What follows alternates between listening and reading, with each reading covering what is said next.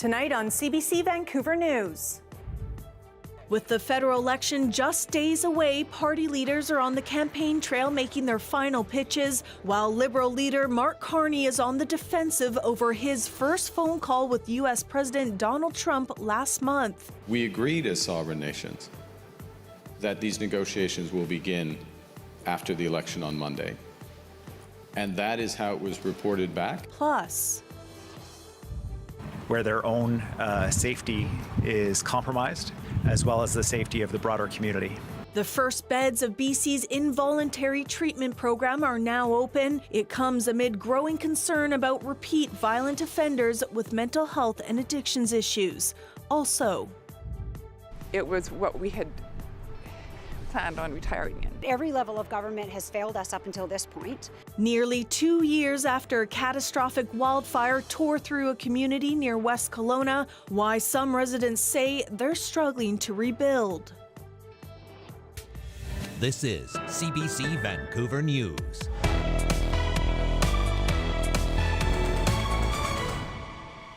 Hello, I'm Janella Hamilton. Thanks for joining us. Liberal leader Mark Carney has been campaigning in Port Moody today, his second day touring BC battleground ridings. Carney also faced questions about his first call with U.S. President Donald Trump last month.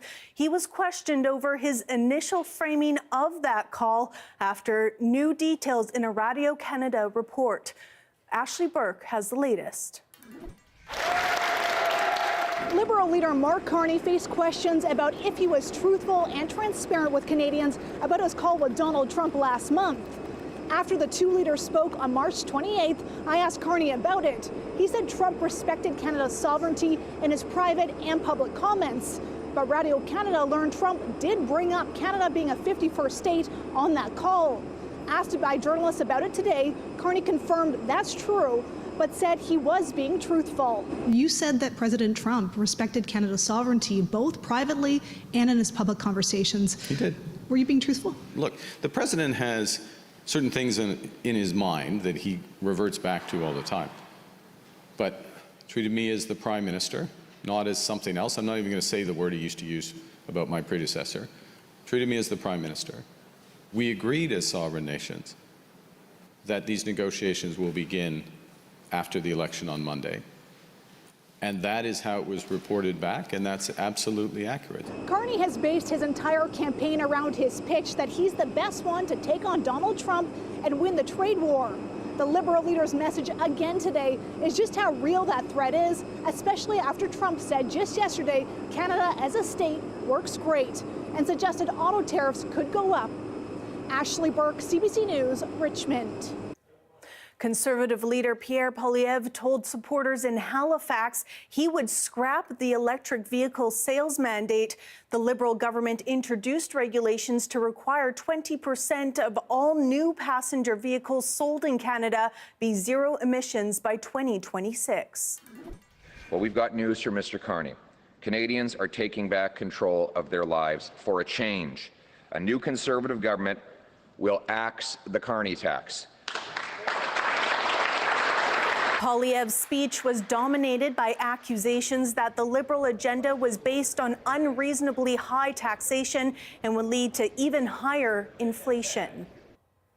Meanwhile, NDP leader Jagmeet Singh is targeting traditional party supporters trying to shore up the base before the election on Monday. He made his pitch in Winnipeg. What's on the line in this election are working people and everyday families. That's what's on the line. That's what I'm focused on. We got 4 days left of this campaign, and we got working people out here. We got middle-class families out here wondering, who's going to fight for me? Who's going to stand up for me? I'm never going to back down for fighting for those folks. Singh says when Liberals are given all the power, they abandon workers. Throughout the election, CBC has been visiting different communities to hear what's top of mind for voters. Indigenous Affairs reporter Wamish Hamilton explores what issues matter to Indigenous voters ahead of April 28th. What's really important to me in the upcoming election is the future stability of harm reduction initiatives and services here in the city, here across BC. I'm a person in long-term recovery and sobriety. I'm coming up to 3 years sober this June, 3 years free of alcohol and drugs, but it took me nearly 15 years to get to that point. And with all the rhetoric going on during the election campaign, I've noticed that the major parties have very differing opinions on how to treat addiction. You wouldn't see this kind of what I would call pathetic political pandering with any other disease. You see campers parked along the street that are probably the working poor. They can't afford to live in, because there is no affordable housing or rentals, or you can't make the down payment for an apartment or a home. So I want them to say, what is their plan for this? How are they going to make it affordable homes? I'm surrounded by my nieces. These are the people that are really important to me. They're our future. These are the individuals who are really going to move forward in our community and in the surrounding area.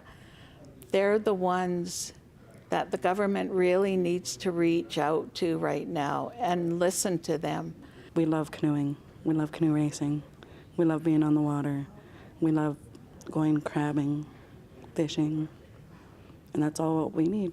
And a lot of them have pushed the pipeline through, and even with leaks, our voices still aren't being heard. I've heard one of the parties indicate that they're going to continue to respect the Indigenous rights that are there in terms of territorial issues, in terms of creating employment issues. And one party that I disliked very seriously was what they said they weren't going to do, which was to consult with Indigenous people. What's important to me is that we get as many as Indigenous people out there to vote, because, you know, we always say if you don't get out there and vote, you have nothing to complain about. So get out there, use your vote, use your voice. In Nanaimo, it was standing room only at the Chamber of Commerce's all-candidate debate on Wednesday. As Claire Palmer reports, it was the only debate in the riding that featured all 5 candidates on the ballot. Extra seating was required mid-debate, and still some forced to stand. These voters say events like this are crucial. The general population have to have access to people that are going to represent us. We need to get to know them. We need to be able to raise questions if we're able to. But it was a very interesting evening. I learned a terrific amount. The debate focused on the economy, but candidates from the Liberals, Conservatives, NDP, Greens, and PPC touched on everything, from small businesses and housing to arts and culture, before taking questions submitted from the audience. Some mild ruckus from an engaged crowd, eager to hear what candidates have to say. All 5 candidates in attendance for the first time this campaign, with Lisa Marie Barron raising the issue during the debate and addressing it after the event was over. This is a big job. It's a big responsibility that impacts people's lives in our community, and we need candidates that are going to show up. This is the 4th debate that we've actually had, the first time that we've seen the Conservative candidate, and so I just want to make sure that, my point was that we need to make sure that all candidates are available, accessible, and answering those hard questions. The Conservatives opted out of previous debates and have not publicly said why. Really pleasantly surprised, because that has been a problem with the Conservatives not at all participating. They didn't go to Vancouver Island University yesterday, which is a major problem. People didn't have access, so it was good to see all candidates here. The Conservatives declined to speak with CBC after the debate. Nanaimo Ladysmith was held by the NDP before the election, but polls show it's a close race between all of the parties. Claire Palmer, CBC News, Nanaimo. Premier David Eby calls it a first step, 10 involuntary care beds at a Surrey remand centre for offenders with overlapping mental health and addictions issues. As Katie DeRosa reports, critics say it will only help people in the criminal justice system and leaves many behind. Premier David Eby has repeatedly cited involuntary care as an answer to random and violent attacks, like the ones we've seen recently making headlines across BC. Now, he says the 10 mental health beds that have opened Thursday at the Surrey Pretrial Centre are the first step. It's for a very small cohort of people who are struggling in a very visible, serious, and public way, where their own safety is compromised, as well as the safety of the broader community. The announcement comes after a Toronto tourist shared her account of being violently attacked by a stranger while she was walking on Vancouver's seawall. And I just thought, like, oh my God, I'm gonna die. Peter Hans Jalo Nungo has been charged with assault causing bodily harm. He was released on bail with conditions that include receiving forensic psychiatric services. Eby says the attack is disturbing. I'm very hopeful that this individual, that there'll be interventions to ensure that this individual does not repeat a cycle of violence. That's exactly what today's announcement is about. This BC Conservative public safety critic says the beds at Surrey Pretrial will not address the larger opioid crisis or help families trying to find mental health care for their loved ones. This expansion is for people who are in custody because of an entanglement with the criminal justice system. But the vast majority of people who are suffering and who need our help here in BC are not entangled with the criminal justice system. Eby says the province will open more beds this spring for individuals who have not been arrested. Dr. Daniel Vigo, tapped by the Premier to be the province's chief scientific advisor for psychiatry, toxic drugs, and concurrent disorders, says those in custody will also receive treatment and services in the community after they've been released. Our patients will now receive the level of psychiatric care they need the moment they need it. More mental health beds will also be available next month at the Alouette Correctional Centre in Maple Ridge. Katie DeRosa, CBC News, Victoria.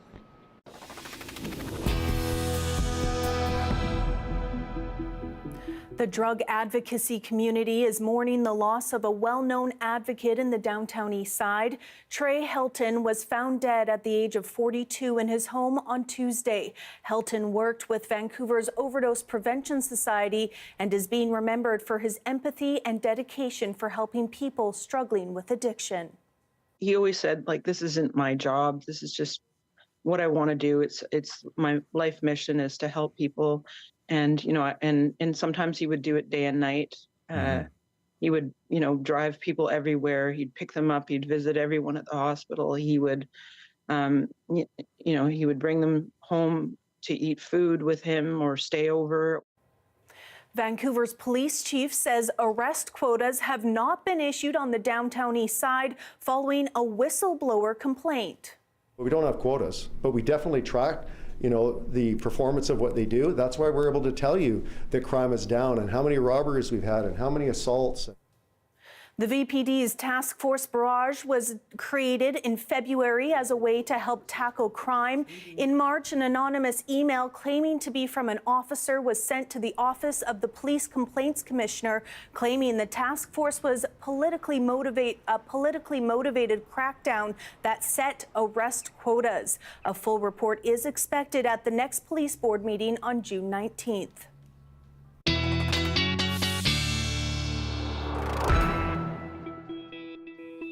Darius Madavi joins us now with a first look at our weather, and it looked like a beautiful one today, Darius. That's right, and more beautiful weather still to come over the next couple days. Temperatures rising even a little bit more tomorrow before they start to moderate a bit over the weekend. But for now, take a look. In the northwest, seeing a little bit of cloud, or a fair amount of cloud. But other than that, we're pretty clear, not really seeing much precipitation in sight. Tomorrow, we may see a little bit of precipitation in parts of the central and northern interior, northeastern interior, whole northern interior. But here on the south coast, we are expected to stay dry. Some more cloud may start to build in and out at times as we get into the weekend. Tomorrow still seems pretty clear, especially for more southern parts of the south coast.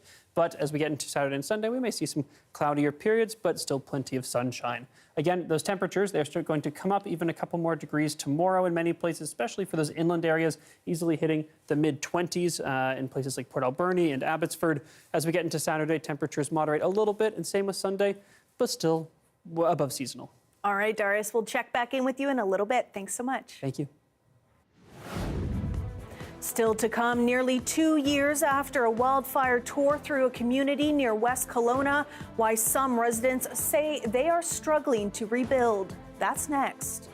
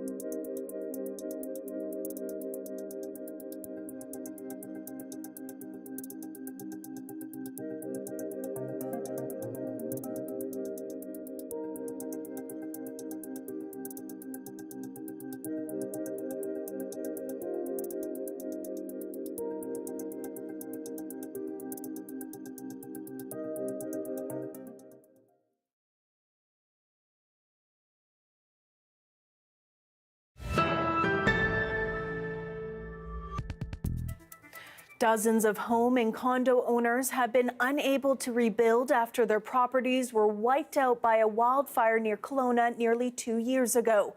They lived at Lake Okanagan Resort, which was almost completely destroyed in 2023. And as Brady Strachan reports, they say the resort is not connecting utilities, which they need to rebuild, and they blame the province for not doing more to help. Right over there in the corner, that back corner, with my place. This lot of broken concrete and twisted metal is all that's left of Maria Hart's home. It was a very, very hot fire. It just, when I came to look at it after and saw the melted cars, that was incredible. It looked like a war zone. Hart's condo was part of a strata building located on the Lake Okanagan Resort, a private property near Kelowna. Breathtaking views until most of the buildings on the 74-acre rural property, including her home, burned to the ground in 2023. Lake Okanagan Resort is located outside any town or city, but it's within the regional district. It was built in the 1970s and was a symbol of luxury at the time. In 2014, a group of Chinese investors bought the sprawling rural property. But now, more than a year and a half after the fire, Hart and her neighbors remain displaced. Her strata and others want to rebuild, but they can't get building permits until utilities like water and sewer are restored, something the resort had been supplying in the past. This was our home. It wasn't an investment property. It wasn't a rental. It was what we had planned on retiring in. CBC News has repeatedly emailed and phoned owners and managers at Lake Okanagan Resort. They have not responded to our questions. Hello. But we did have this chance meeting with a spokesperson at the property. It seems like they've been really trying to get the Lake Okanagan Resort to hook up the water and hook up hydro, so how come that's not happening? I totally understand, but I refuse answers your question. If you want, send me an email and I can talk to our management team and give you a proper answer. We emailed our questions again and did not hear back. With few answers from the resort's owners or managers, these condo owners want the province to step in and force the resort to hook up utilities. That leaves residents like us extremely vulnerable in a case like this where disaster strikes, these services are wiped out, and we're just, and there's no repercussions for the utility owner, and they can literally walk away, leaving us basically stranded. They say the resort has now stopped responding to their questions. And despite pleas to the provincial government, nothing substantive has been done yet. Every level of government has failed us up until this point. The Ministry of Water, Land and Resource Stewardship says it can't force the resort to restore utilities or transfer them to the condo owners. This is really the first one in British Columbia that's this extreme. This is the one that's as complicated. Tony Gioventu heads the Condominium Homeowners Association. He says it could take years for this issue to be resolved, and it may end up in the courts. Sometimes just the action and the filing of the notice to go to court can compel the properties to really come to the table and negotiate. Meanwhile, condo owners like Hart are still paying mortgages and other expenses related to their properties. Friends and family ask me, what are your plans? I don't know. You know, a lot of it depends. Can I move back into my home? Is it going to be rebuilt? Ever? For now, they remain in limbo, caught between the hope for an eventual rebuild and an uncertain road ahead. Brady Strachan, CBC News, near West Kelowna. Here we have a look at the sunny Blackcomb mountaintops today. Darius Madavi will be back with our full BC-wide weather forecast and the climbing temperatures in the lower mainland after the break.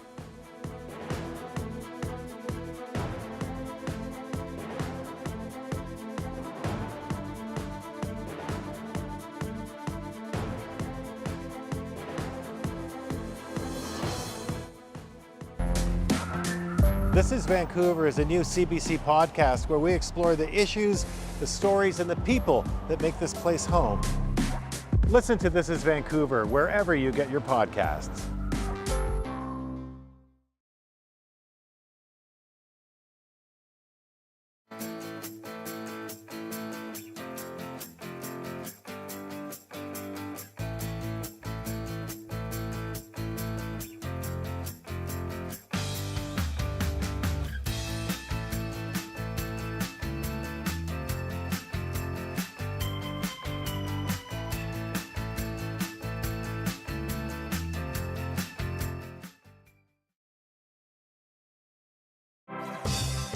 Hi, I'm Amy Bell, and this is your CBC Inbox. CBC returns as the exclusive media partner of the Doxa Documentary Film Festival, May 1st to 11th. Doxa presents an exceptional selection of films and events that cultivate curiosity and critical thought. Festival tickets at doxafestival.ca.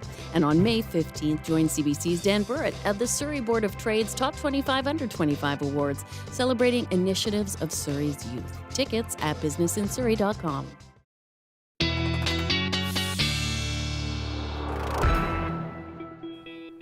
Doris Madavi is back with a look at our full BC-wide weather forecast, but I know you're going to speak to us a little bit about something out of this world. That's right. We're going above the clouds briefly because today is the 35th anniversary of the Hubble Space Telescope launching on the Space Shuttle Discovery, and I thought we could look at some of the most recent photos that have come back from it, just to have a celebration, because NASA released some pretty good ones. This is Mars, a view of Mars. In ultraviolet, we can see those really thin water clouds up above the poles, which is very exciting. We know that there's water ice up on the poles of Mars, and now we can see there's clouds up there too, which is new, but having the view of it is really cool. Thanks to the ultraviolet camera on Hubble. We can also see here, this is a planetary nebula that formed after a star died. It's about 22,000 degrees Celsius, that star in the middle of that nebula. This is a different kind of nebula. This is a star-forming nebula where we see new stars being born. And this is just a very tiny slice of it that Hubble got a really nice photo of. Those are dark clouds of hydrogen gas there. And lastly, going even farther out of this world, this is a spiral galaxy that looks quite a bit like our own Milky Way. So lots of exciting stuff has come out of Hubble. We'll talk more about that another time. For now, let's turn to our weather here in BC because it's not that exciting. We have some cloud building into some places, but for the most part, we're staying pretty dry. And temperatures are going to continue to climb until that rain arrives on Monday, dropping temperatures as well. We can see those temperatures here, again, climbing into the weekend, falling a little bit for Saturday and Sunday here on the coast, but remaining fairly high, a little bit above seasonal in the interior. Lots of sunshine tomorrow, but the central interior and the northern interior do have a slight chance of some showers, maybe early morning flurries up around Dease Lake. And here's our 5-day, oh no, here we go. Here's our 5-day forecast, Janella. Lots of nice warm temperatures across the lower mainland, especially if you're inland. A beautiful weekend in store. Thanks so much, Darius. Thank you. And thank you for being with us tonight on CBC Vancouver News. You can watch this newscast on our free CBC Gem app, as well as on YouTube, and of course on our website at cbc.ca/BC. Your next local news is on the early edition on CBC Radio 1. That starts tomorrow morning at 5:30.